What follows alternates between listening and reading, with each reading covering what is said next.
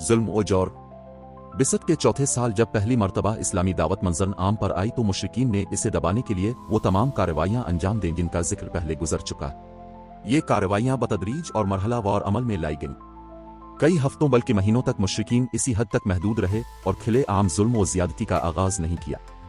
लेकिन जब उन्होंने देखा कि ये तदाबीर इस्लामी दावत की राह रोकने में मुअस्सिर साबित नहीं हो रही तो एक मर्तबा फिर जमा हुए और कुरैश के 25 सरदारों पर मुश्तमिल एक कमेटी तश्कील दी जिसका सरबराह रसूल अल्लाह का चचा अबू लहब था।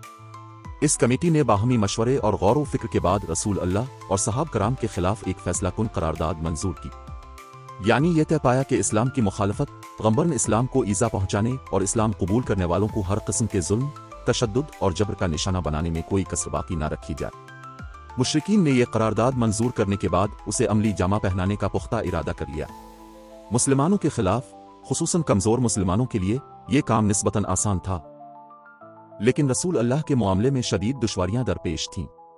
अब जाती हैसियत में इंतहाई बावकार, बाज़मत और मुनफरिद शख्सियत के मालिक थे। दोस्त व दुश्मन सभी आपको एहतराम की निगाह से देखते थे।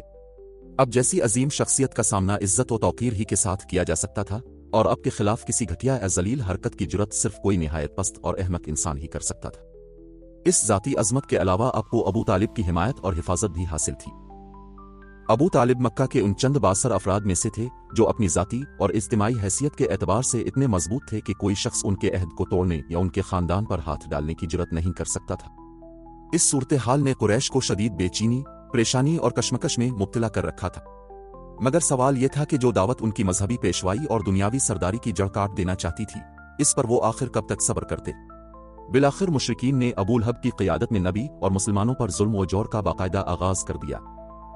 हकीकत यह है कि रसूल अल्लाह के बारे में अबू लहब का मौक़िफ़ रोज़न ओल ही से यही था, हता कि इस वक्त भी जब कुरैश ने अभी इस नौयत की कोई बात सोची तक न थी।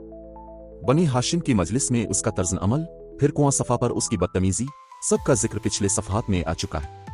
बाज़ रवायात में यह भी आया है कि उसने कुआं सफ़ा पर नबी को मारने के लिए पत्थर तक उठाया था।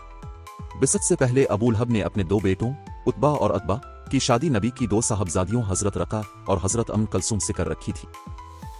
लेकिन बिसत के बाद इसने इंतहाई सख्ती और दुरुस्ती के साथ दोनों से तलाक दिलवा दी।